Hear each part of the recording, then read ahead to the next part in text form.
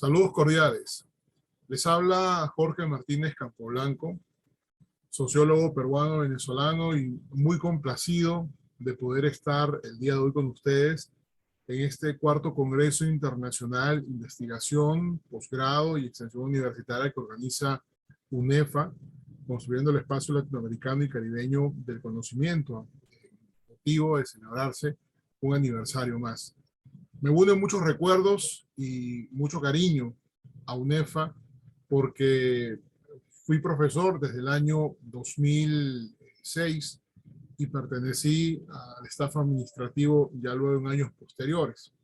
Una experiencia extraordinaria, de mucho aprendizaje y por sobre todo de poder contribuir con la educación universitaria en Venezuela, que también es mi país, porque yo soy tanto peruano como venezolano, tengo ambas nacionalidades. Hoy estoy muy complacido por poder presentarles a ustedes la temática de gobierno 4.0 y protección de datos personales, para lo cual voy a compartir mi pantalla.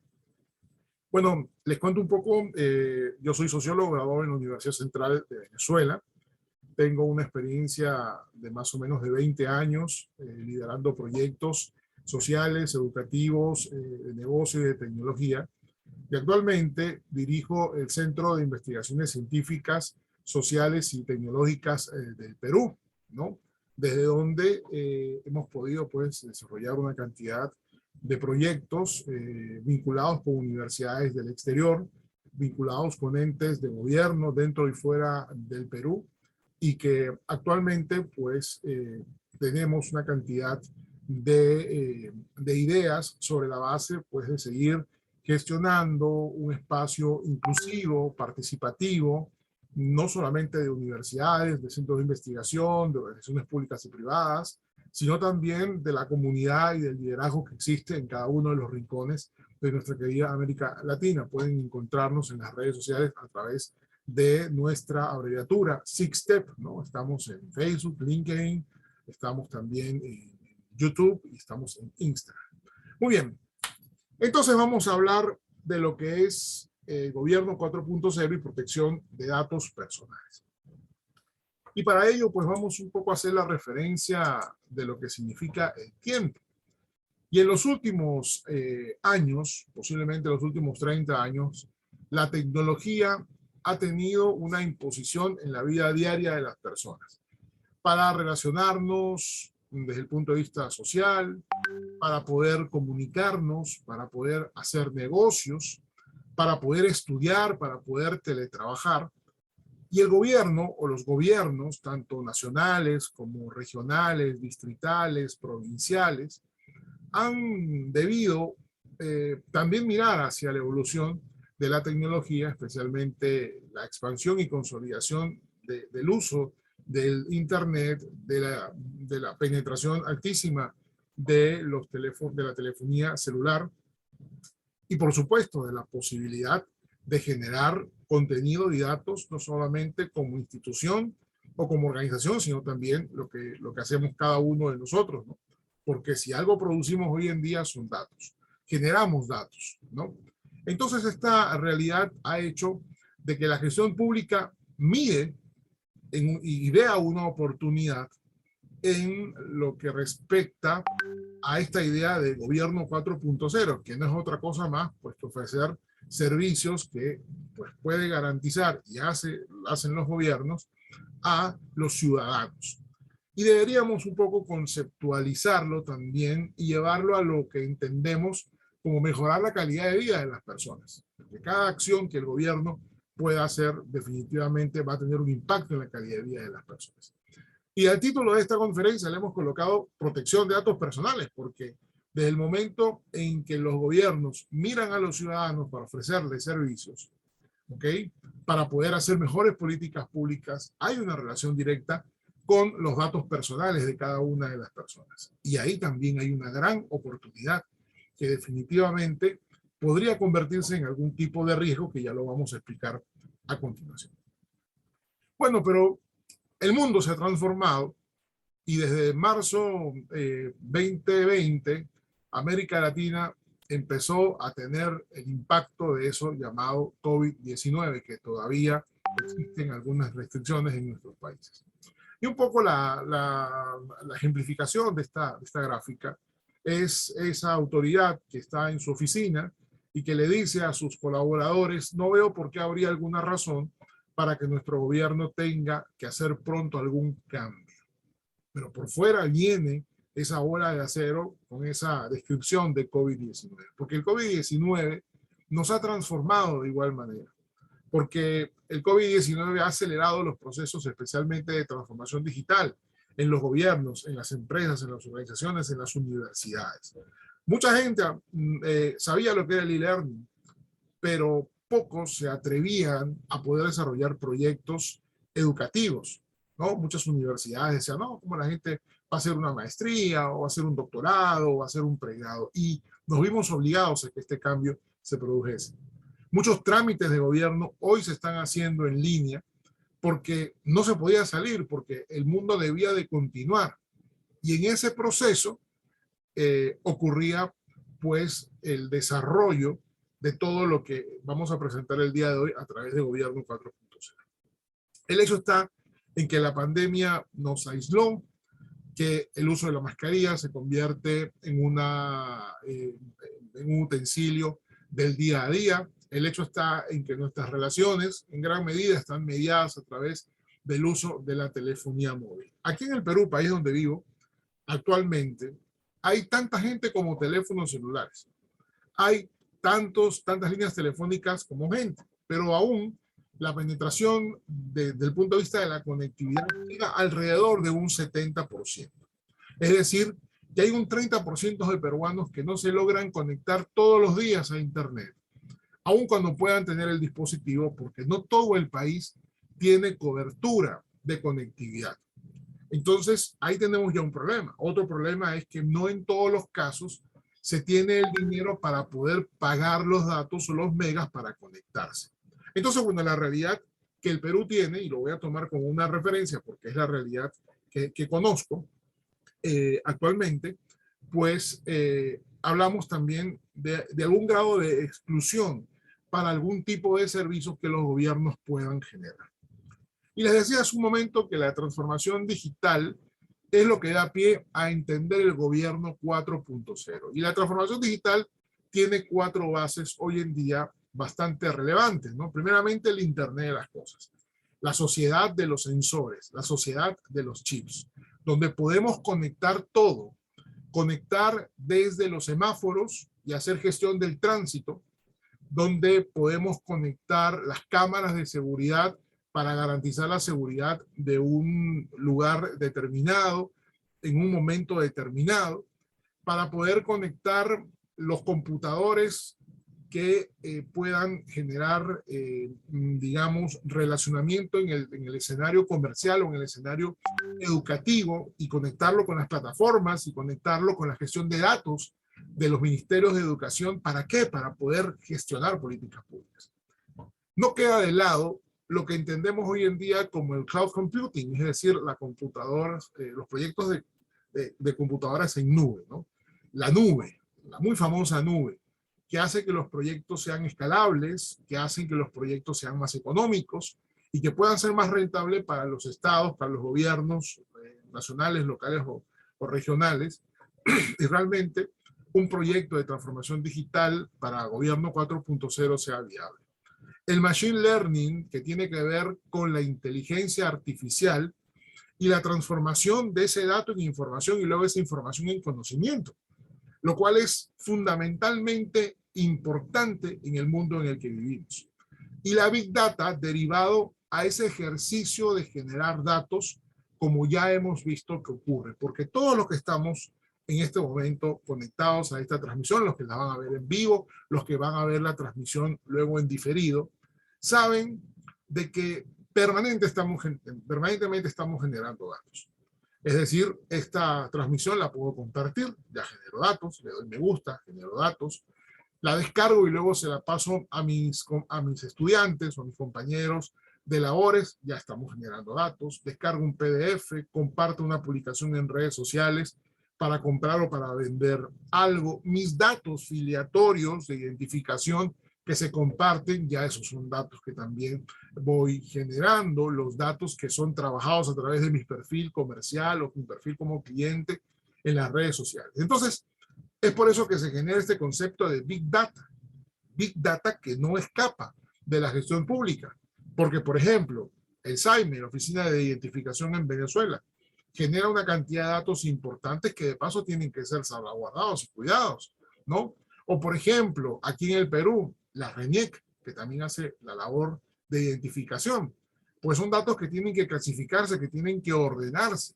Lo que producen diariamente las escuelas en cualquiera de los países, ¿no? Y así un poco referencia a lo que es el sistema educativo como propósito para poder un poco de gestionar esta Big Data. Y es que vean ustedes lo que pasa en 60 segundos en el mundo. En 60 segundos se suben 250.000 de fotografías en Facebook, se producen casi 4 millones de búsquedas. En Google se envían 200 millones de correos electrónicos, simultáneamente hay 2 millones de llamadas en Skype. O sea, estamos generando una cantidad de información que si la llevamos hacia el ámbito de las políticas públicas y el procesamiento de la misma, creo que pudiésemos tener muy buenas noticias para poder gestionar las políticas públicas de mejor manera y que esto tenga un impacto en la calidad de vida de las personas.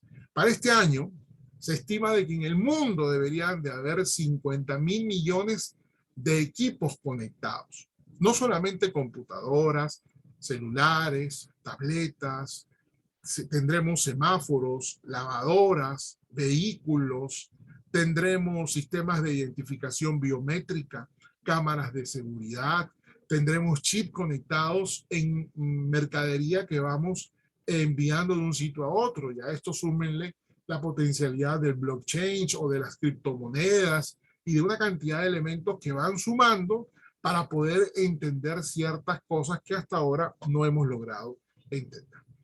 Aquí es entonces cuando entramos al escenario del gobierno electrónico, ¿no? Y un poco para entender cómo funciona esto del gobierno electrónico, tenemos que también saber cuáles son las tendencias desde el punto de vista tecnológico. Primeramente, el tejido de datos, ¿no? La comprensión de la data, la ciberseguridad, porque imagínense ustedes que hackeen el SAIME, que hackeen el RENIEC, que hackeen la información que está depositada, por ejemplo, en los sistemas de seguridad de un gobierno. Todo lo que tiene que ver la privacidad. Y hoy vamos a hablar también del manejo y la protección de datos personales, ¿no?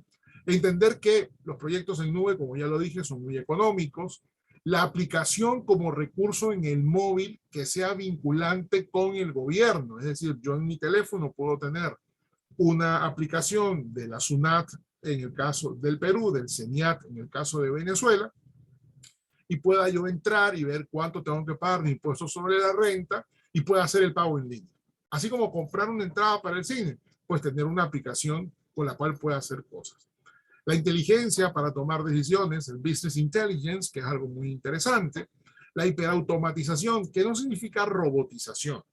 La automatización es poder darle paso a una suerte de digitalizar cosas, pero que al final de cuentas esa digitalización nos lleve a ser más eficientes. Por ejemplo, un documento entra a una mesa de partes, que es como se le llama aquí en el Perú, en Venezuela sería una mesa de información, y simplemente el documento, en lugar de que pase en papel y se pueda perder o se pueda confundir, eso se digitaliza y va a un proceso electrónico. Aquí en el Perú existe el TUPAC, que es la normativa o son los parámetros para que ese documento entre y se gestione y tenga un tiempo de respuesta al ciudadano.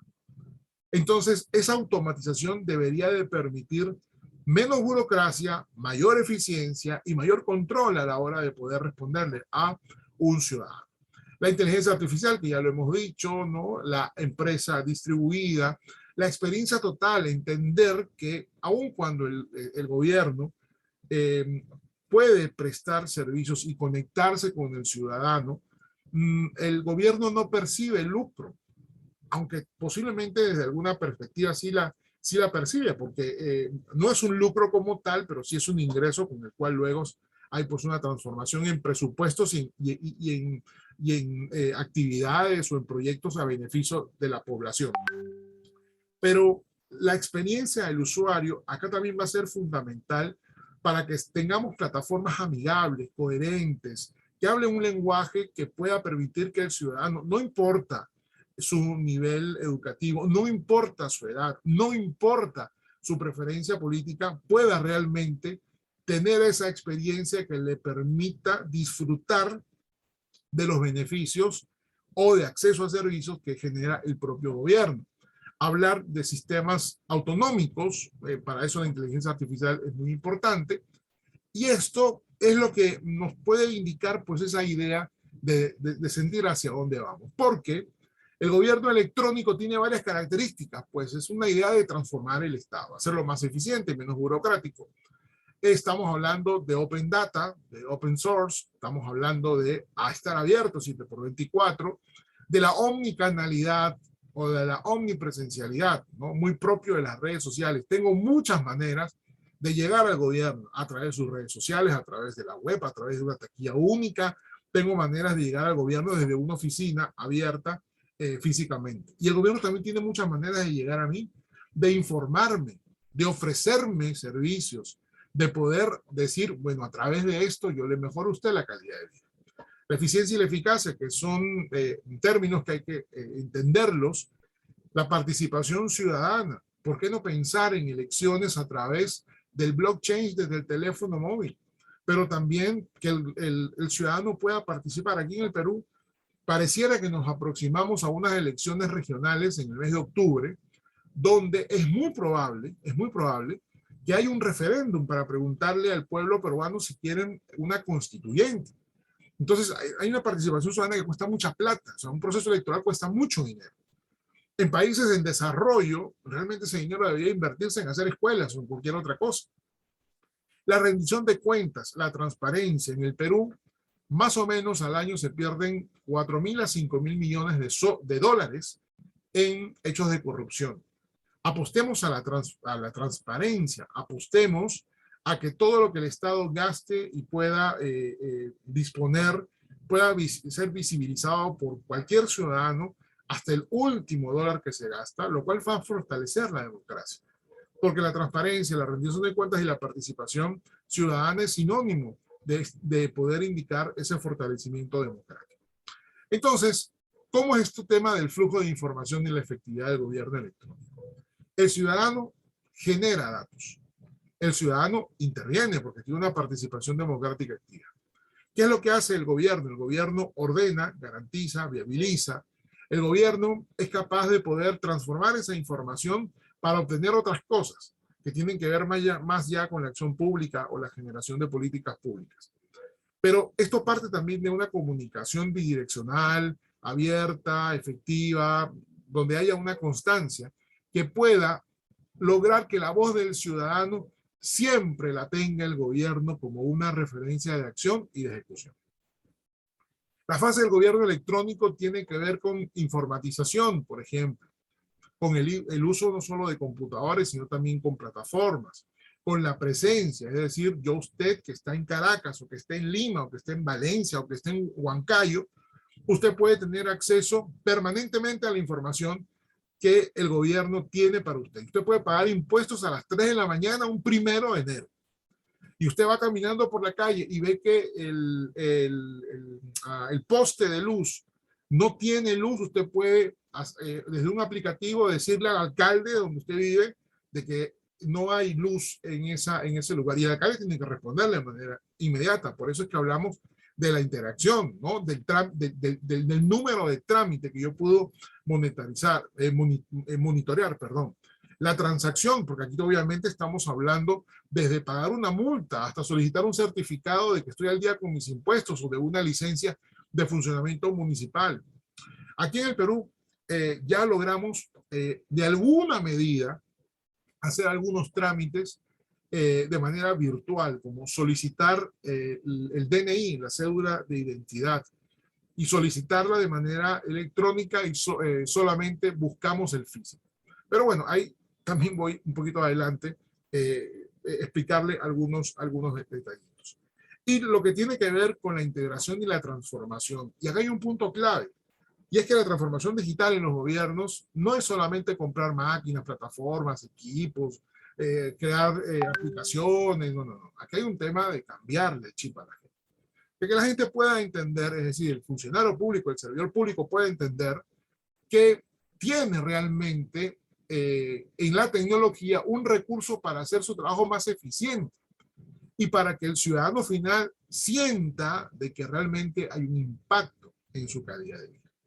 En el Perú existe dentro del Consejo de Ministros, porque el Perú es un país presidencialista, tenemos un presidente y ahí tenemos un primer ministro, que dirige la presidencia del Consejo de Ministros, la Secretaría de Gobierno Digital, que es la que se encarga de liderar todos los procesos de innovación y transformación digital del Estado, ¿no? En alguna medida ha podido viabilizar ciertas cosas. Para mí va muy lenta.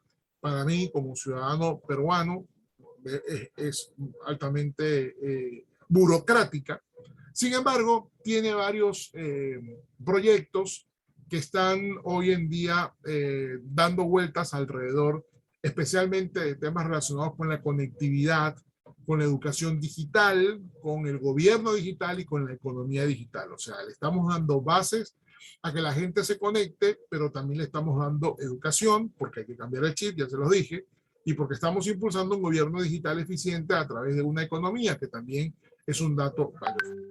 Y hace un momento yo me quedé en la mitad de una idea, ¿no? Y es muy fácil pensar en el ciudadano que está en las grandes capitales, porque tiene conectividad y porque tiene recursos. Pero también tenemos que pensar en ese ciudadano que está en la sierra, en los Andes peruanos, en los pueblos, allá a 3.000, 4.000 metros sobre el nivel del mar, que no tiene conectividad, ¿no? De repente pudiésemos hablar de localidades por allá en Barinas o por allá en Anzoátegui o ya por allá por el Delta, ¿no? Que también no tienen conectividad y que les es difícil tener conectividad. Entonces ahí está el gran reto de cómo el gobierno puede gestionar desde la tecnología productos y servicios, pero también para aquellos que están offline, que ahí también obviamente hay una gran oportunidad. Y las grandes oportunidades se presentan aterrizadas, por ejemplo, en lo que significa el diseño de políticas públicas. Y yo pongo siempre el ejemplo del Ministerio de Educación del Perú. El Ministerio de Educación del Perú tiene acceso a data valiosísima, valiosísima.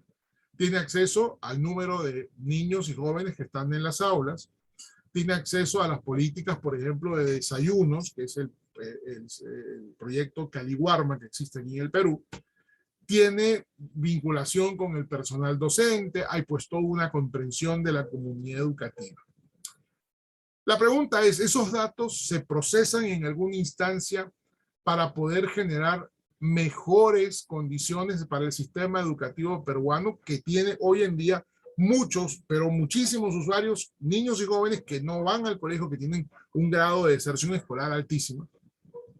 Y pensando un poco en estos días, en una conferencia que presenté para el Instituto Peruano del Deporte, cómo poder descubrir los talentos, por ejemplo, en deportes, porque el jovencito que se destaca muchas veces no llega a una federación deportiva y se pierde un talento, y por eso es que tenemos casi ninguna medalla en Juegos Olímpicos y hoy estamos sufriendo para ir al Mundial de Qatar con nuestro equipo de fútbol.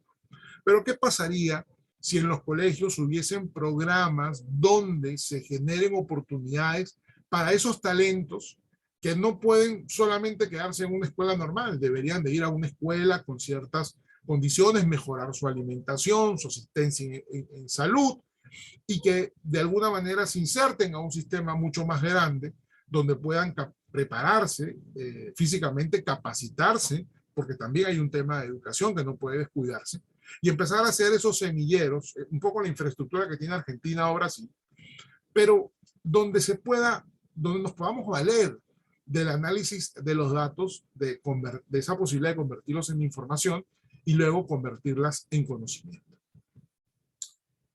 Y creo que el gobierno electrónico le puede dar respuesta a muchas de estas interrogantes que yo he planteado y que estoy planteando en toda esta presentación que estamos haciendo para todos ustedes.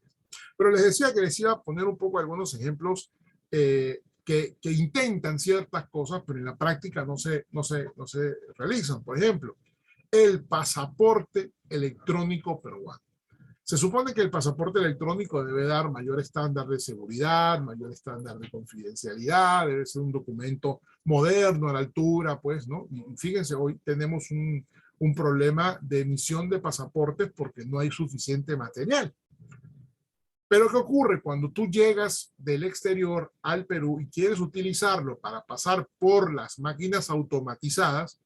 Las máquinas no están funcionando, ¿no? Yo pregunté en el aeropuerto estos días que regresaba de viaje y me dijeron, no señor, lo que pasa es que por el tema del COVID las máquinas no funcionan.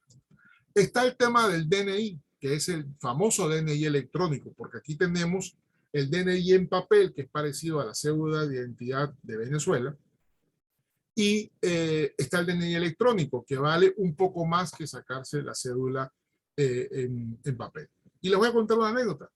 Mi hijo mayor, que es caraqueño, también tiene la nacionalidad peruana y tiene 17 años. Entonces le fuimos a sacar el DNI, porque igual que en Venezuela, los niños también tienen DNI. Entonces el DNI de los niños, de los menores de 17, es de color amarillo. Cuando lo cambias a mayores de 17, ya les dan de color azul. Pero bueno, hacíamos el trámite y nos dijeron, mire, también pueden sacar el electrónico.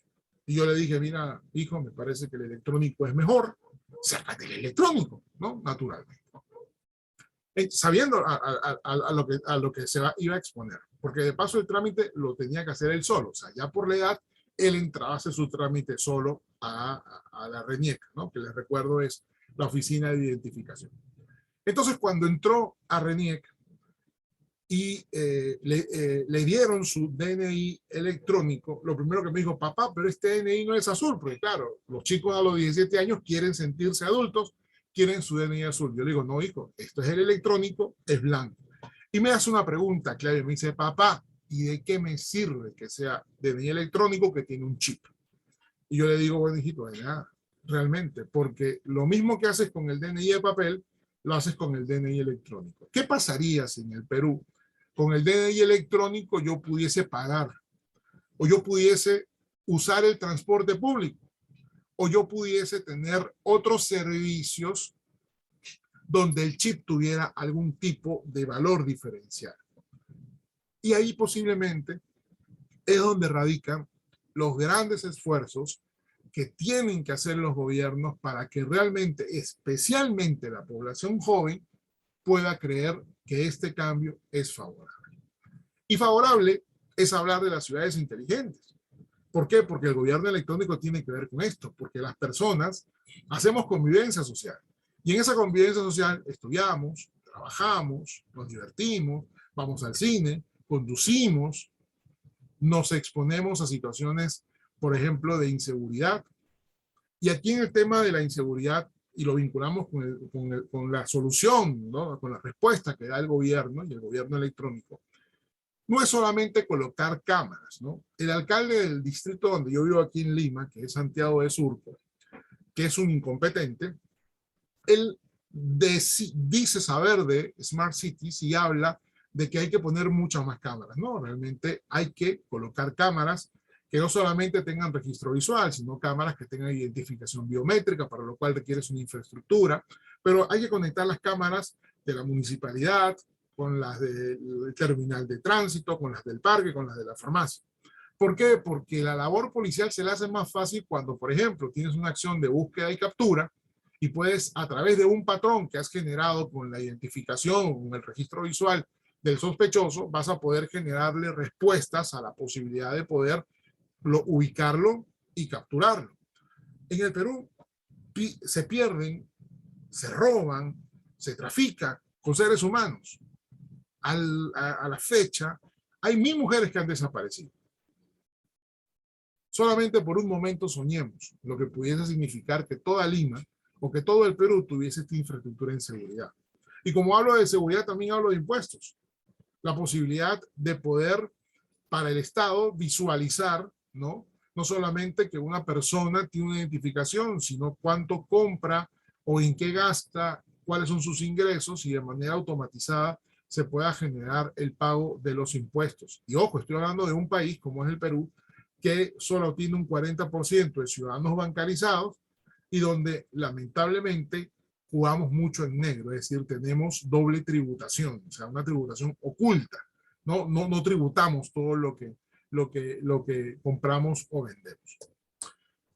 Y el gobierno electrónico tiene que ver con acuerdos, pues, ¿no? Tiene que ver con un acuerdo entre el ciudadano y el gobierno. Y con iniciativas como la ventanilla única digital. Esta ventanilla única digital es la idea de que, por ejemplo, como ya existen, hoy existen lugares donde tú puedes ir a renovar la licencia de conducir, donde puedes en ese mismo sitio sacarte el pasaporte o puedes pagar la luz.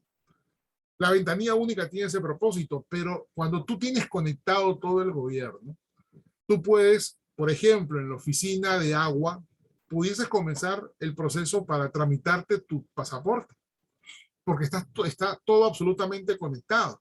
Entonces, esas respuestas de inclusión son bastante interesantes. Y como a mí me gusta hablar de inclusión, creo que también la tecnología puede ayudar a darle un espacio a los que hoy no tienen voz, es decir, a las personas con algún tipo de discapacidad motora, visual, auditiva, cognitiva. ¿Por qué? Porque la tecnología genera recursos para que realmente haya una participación activa. Hay una ley que obliga a las municipalidades, por ejemplo, a colocar rampas para subir a las veredas, a las aceras.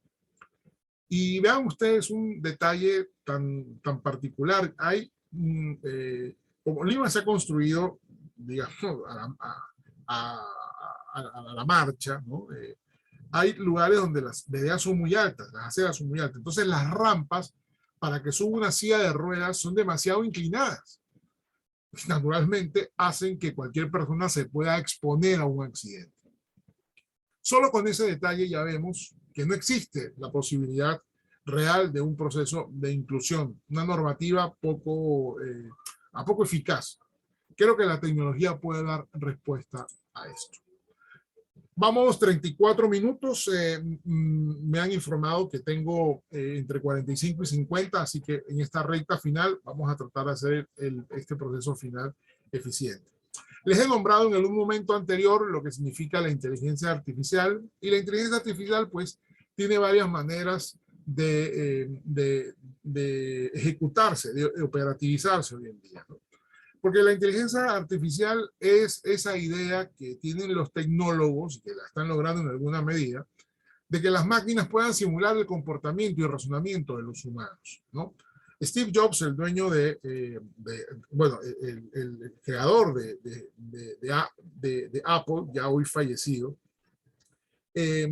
empezó y tal vez ha sido uno de los pioneros a escala global de lo que significó el uso de la inteligencia artificial, especialmente para poder construir o diseñar los productos que luego fue utilizado, ¿no? Jeff Bezos, el dueño de Amazon, ha comprado el Washington Post, y en el Washington Post hoy se están haciendo artículos de opinión usando inteligencia artificial. Y hoy en día es muy común el machine learning, ¿no? Por ejemplo, a través de la personalización de contenidos. Usted cuando está en Facebook o cuando está escribiendo un correo electrónico o cuando está haciendo una búsqueda en Google, si usted coloca pasajes a Caracas, a usted le va a llegar publicidad y le va a llegar información de pasajes a Caracas, ¿no? Entonces el machine learning sirve para eso, y el deep learning lo podemos ver en los programas de traducción, de reconocimiento faciales o de los chatbots, que ya uno los puede utilizar en el WhatsApp. Les hablaba también de la Big Data, ¿no? Y la Big Data tiene la característica, o tiene 5 características: velocidad, variedad, volumen, veracidad y valor. Imagínense usted que mañana usted se va a la oficina de identificación de su país para obtener una partida de nacimiento, y que ahí le digan, venga en 3 meses a buscar su partida de nacimiento. No, la partida de nacimiento tiene que ser algo absolutamente automatizado, porque es una data que ya está digitalizada, virtualizada, porque es una data que está a la mano. Hoy aquí en Perú usted puede ir y hay como esas máquinas para comprar refrescos, gaseosa. Usted pone un billete de 10 soles y le sale impresa en papel moneda su partida de nacimiento. Es como cuando usted va al banco, ¿no? Cuando usted va al banco y en el banco usted introduce su tarjeta de débito y el banco inmediatamente le dice cuál es su saldo y el banco inmediatamente le dice cuánto usted puede retirar. No es que le dice venga mañana para ver si usted tiene plata, ¿no? Un poco esa es la lógica de la Big Data. Y yo les he hablado bastante de datos, de información y de conocimiento. Y voy a hacer una breve introducción de lo que significa la teoría del conocimiento, ¿no? Porque data es una información no organizada. Yo puedo tener, por ejemplo, un listado de todas las personas que hoy están viendo esta conferencia. Eso es un dato. Ahora, si yo categorizo, por ejemplo, quiénes son hombres y quiénes son mujeres, ya yo obtengo una información. Quiénes están en Venezuela o quiénes están fuera de Venezuela recibiendo la conferencia. Pero cuando yo genero alguna relación en esa información, genero conocimiento. Yo quiero saber cuáles son las mujeres que están conectadas en este momento que tienen edades entre 18 y 50 años. Eso es conocimiento. Y ese es el gran reto de la automatización, de la inteligencia artificial, del deep learning o del machine learning.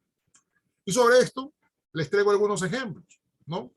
Le voy a colocar algún ejemplo de carácter comercial y le voy a colocar algún ejemplo de carácter de servicios públicos. BMW, una marca importantísima de vehículos. Bueno, BMW detectó una falla en los amortiguadores de una línea de sus carros. Como tienen computadora esos vehículos, registraron dónde se había generado la falla a través del GPS. Por supuesto, el gerente de proyectos y nuevos negocios estaba feliz. Transformaron los amortiguadores y, por supuesto, en la siguiente generación de vehículos sacaron una línea pues donde garantizaban la salud, ¿no? En la columna vertebral de sus usuarios.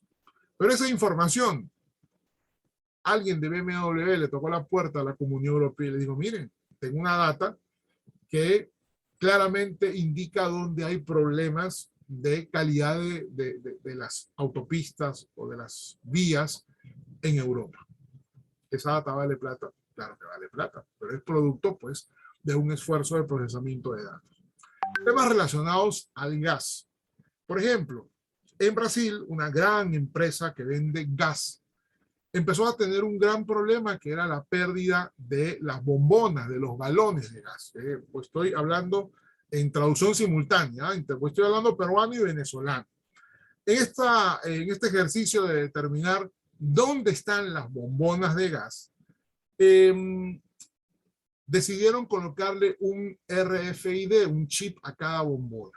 Y claro, con GPS las ubicaron y fue muy fácil saber dónde estaban las bombonas que se estaban robando. Pero cuando hicieron el mapeo, se dieron cuenta de aquellas zonas donde no tenían presencia comercial, habiendo una potencial demanda, o en zonas donde eran puntos muy pequeños, pero compraban muchas unidades pequeñas. Entonces determinaron que ahí tenían que vender al mayor. Determinaron que habían zonas donde no estaban llegando. Determinaron que habían zonas populares que tenían que tener una oferta diferenciada. Eso es poder procesar datos sobre la base del consumo de cada uno, ¿no? Y es un poco la comprensión que yo quiero que ustedes tengan en esta última parte de la conferencia. Bueno, Netflix hace naturalmente indagación y exploración en los datos personales, ¿no? ¿A qué hora prendes el teléfono? ¿Cuántos capítulos ves de tu serie favorita? ¿Desde qué dispositivo te conectas? Información para poder seguir generando contenido, sin ni hablar de lo que hace Amazon desde el día que fue creada. ¿Cuáles son las ventajas de las Big Data en las empresas? Y yo me atrevo a decir en los gobiernos, pues tomas mejores decisiones, mejoras la eficiencia y la optimización de los costos, puedes segmentar mejor tus clientes. ¿Y quién dijo que el Estado no tiene clientes? Solamente que los ve de manera distinta. La seguridad de los datos, que es hacia donde vamos a ir en la parte final de esta presentación, mejora la accesibilidad de la información. Imagínense usted un ministro que pueda desde su teléfono tener acceso a datos en tiempo real de todo lo que va administrando y gestionando como servidor público. ¿Fuentes de ingresos? Sí, claro que sí. Mayor recaudación, puedes colocar trámites que sean mucho más fáciles y esos son ingresos para el gobierno nacional, regional o distrital o provincial. Y por supuesto que es una ventaja competitiva. Creo que los estados pueden diferenciarse por cómo pueden ofrecer mejores productos y servicios. Y ya lo dije, todos somos datos. Y esos datos los podemos ir analizando. Y voy a tomar como referencia para que ustedes puedan, digamos, acompañarme en esta parte conclusiva, lo que ocurrió con Cambridge Analytica. Cambridge Analytica le compró a Facebook datos de usuarios de Facebook. A esos usuarios de Facebook no les dio ni un sol, ni un dólar, ni un bolívar. Pero los tomaron para poder supuestamente manipular la intención del voto, por lo cual ganó Donald Trump. A veces uno dice, oye, qué bueno el Gmail, que me permite usar un correo y un YouTube y la plataforma de Google Classroom. Pero realmente esa información que yo genero, ¿dónde va? ¿Cómo se gestiona? ¿Cómo se comercializa? Y Cambridge Analytica, dicho sea de paso, hay un video muy interesante de la BBC de Londres que ustedes pueden explorar en YouTube, habla de cómo fueron, basado en esa información personal y en ese comportamiento que tienen los usuarios en Facebook, cómo se establecieron patrones y cómo se indujo, supuestamente, a un voto.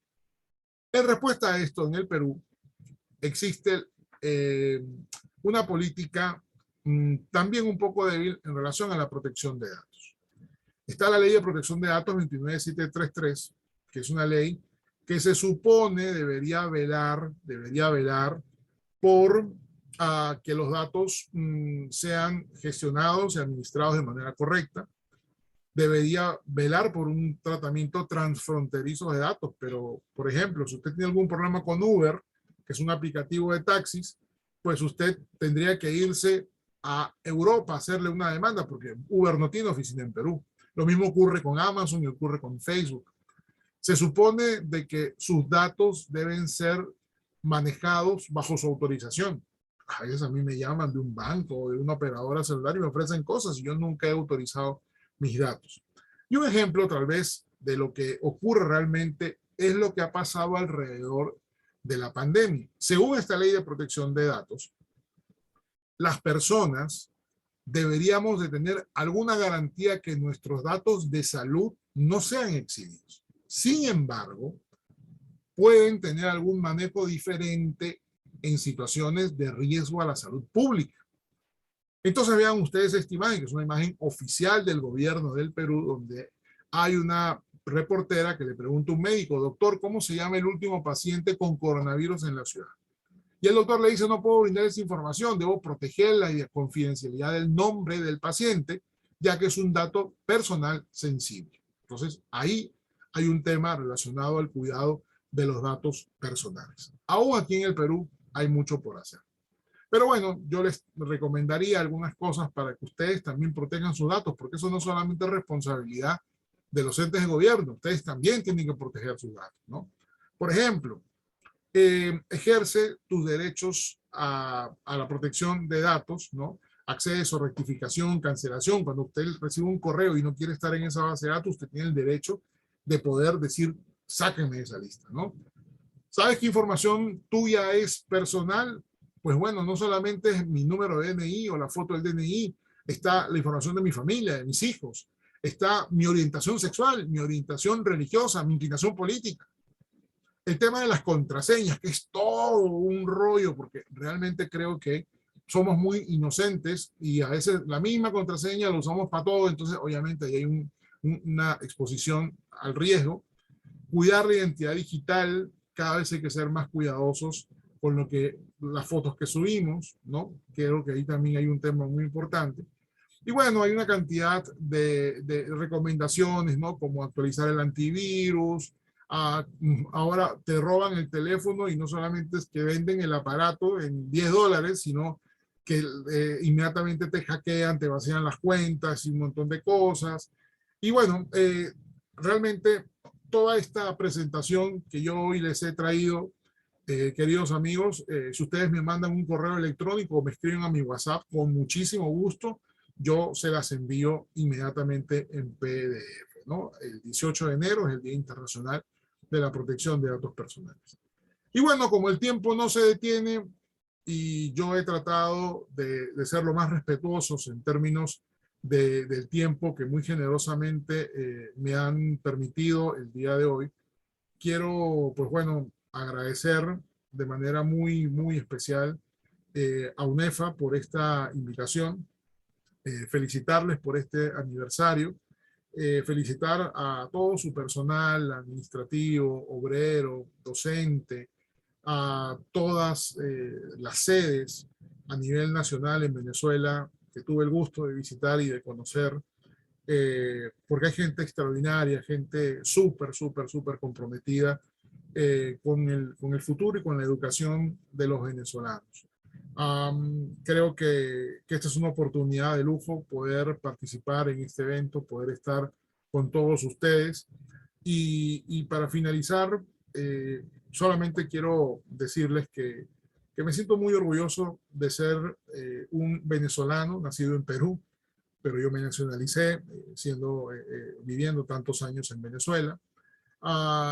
Llevo el orgullo de ser venezolano y donde me pueda parar siempre lo voy a decir, porque bueno, me unen afectos entrañables, me unen pues recuerdos maravillosos a mi Venezuela querida, que cada vez que tengo la oportunidad de visitarla lo hago y lo voy a seguir haciendo. Y le saluda pues también un peruano que está aquí en Lima, que con mucho orgullo exhibe sus dos nacionalidades, con muchísimo orgullo, y que realmente, pues, de todo corazón siempre va a apostar por la unión de dos pueblos maravillosos, como lo son el pueblo peruano y el pueblo venezolano, ¿no? Hoy aquí en el Perú vivimos más o menos 1.5 millones de venezolanos, es una cantidad bastante grande.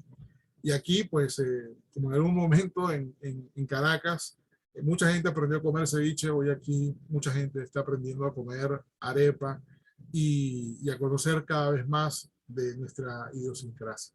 Así que bueno, agradezco muchísimo esta gran oportunidad que ustedes han tenido conmigo el día de hoy. Y simplemente pues quedo a su orden para, para atender si hay alguna consulta, alguna pregunta, pueden comunicarse por mi WhatsApp al más 51 972 810 945 o a mi correo electrónico jorge@sixtep.edu.pe para poder atender, como les digo, cualquier duda o consulta que se pueda generar. Dios los bendiga a todos, un abrazo a la distancia y será pues para hasta una nueva oportunidad. Muchas gracias.